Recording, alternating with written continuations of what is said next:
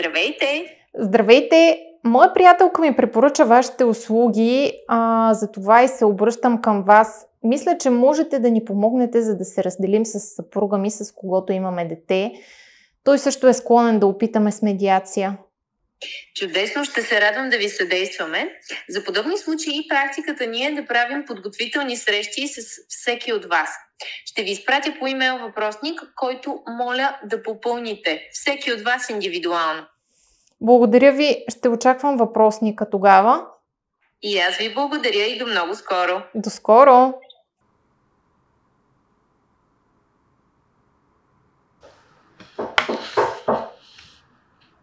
Заповядайте. Здравейте, приятно. Здравейте, драго ми е да се видим. Заповядайте, приятно да се видим лично. Радвам се, че сте тук. Сега нека да ви обясним какво е медиацията. Медиацията е един доброволен процес по намиране на решения в една изцяло сигурна среда. Моята роля в процедурата е да ви поведа във воденето на диалог по вземане на решения, които доста често са нелеки. За целта е важно вие и вашия съпруг да се чувствате достатъчно свободни да вземате самостоятелни решения.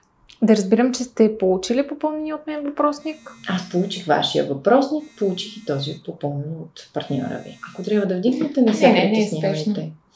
В този контекст ми се иска да коментираме допълнително някои аспекти, които ще ми помогнат да се ориентирам по-добре в ситуацията и да ви бъда максимално полезна.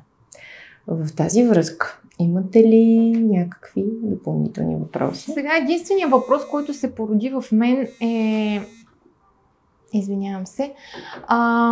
Свързан с термина контролиращо поведение. Не ми стана напълно ясно какво имате предвид точно под това. Това касае всеки опит на вашия партньор да проследява вашето поведение. Например, да следи вашата кореспонденция, вашите съобщения, вашите активности в социалните мрежи. Включително и да бъде крайно ревнив по отношение на ваши срещи с близки приятелки. Да разбирам, че имате предвид да рови в телефона ми, защото това всъщност ми се случва доста често, но аз съм го отдавала на травма от миналото. Точно така, подобен тип поведение може да бъде квалифицирано като контролиращо, а психолози считат, че контролиращото поведение всъщност е психологическо насилие над вас. Извинявам се, ще трябва да вдигна. Да. Ало? Що не вдигна преди малко? Да не ли пак да си някъде навънка? Не стига, че ти търпя постоянните пътувания, ами като се прибера вкъщи, те отново те няма. Ти май забрави, че имаш семейство. Не, аз... Цветана, извинявай, отидох до магазина, но малко се забавих. Нали не си забравил утре за среща с медиатора в 3?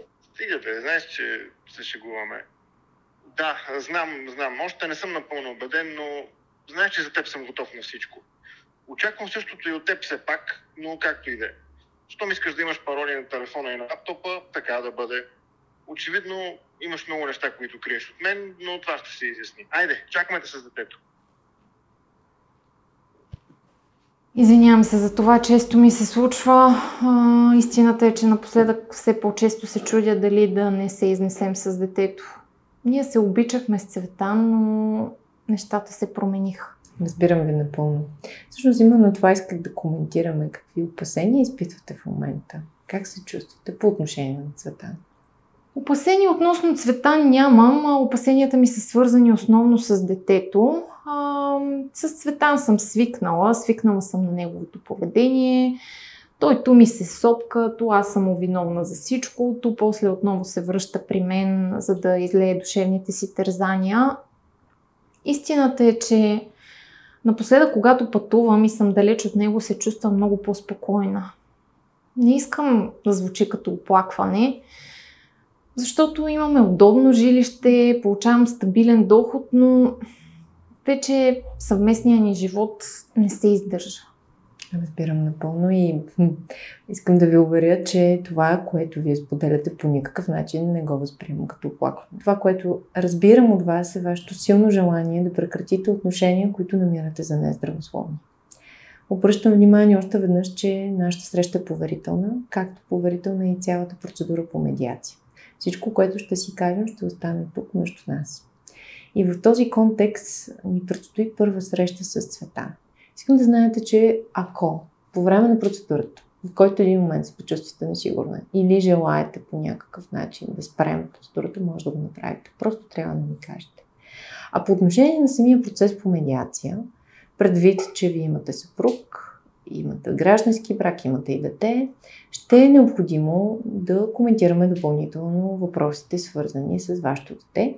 Както вие вече посочихте, че е важно за вас. Ще трябва да акцентираме върху това, къде то ще живее след една евентуална раздяла, кой ще полага ежедневните грижи за него, каква ще е издръжката за него, респективно вашите отношения с Цветан, когато те бъдат само на плоскостта на родителството, някакви ваши финансови взаимоотношения с съпруга ви.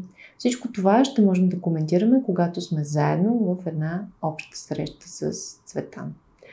На този етап имате ли някакви въпроси? Нещо допълнително? На този етап нямам такива. Не мисля и, че имам въпроси. Ако изникнат такива, който един да е момент, може да се свържете с мен по телефон, по имейл и ще се радвам да ги адресираме срочно. Благодаря ви още веднъж за това, че избрахте медиация. Аз също много ви благодаря.